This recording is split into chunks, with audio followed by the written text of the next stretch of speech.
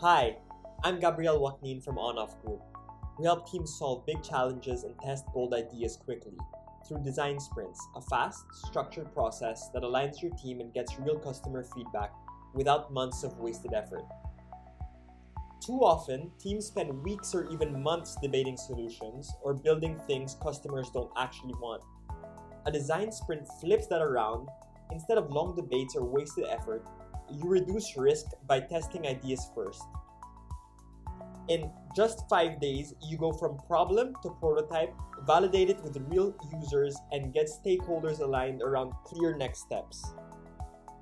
In a design sprint, teams start by framing the challenge and getting everyone aligned on what matters most. They generate bold ideas, select the strongest concepts, and quickly turn them into prototypes.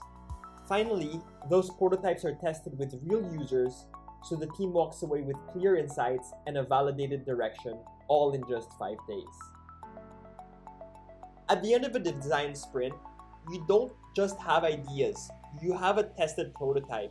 You know what works and what doesn't, and your whole team is aligned on the next steps.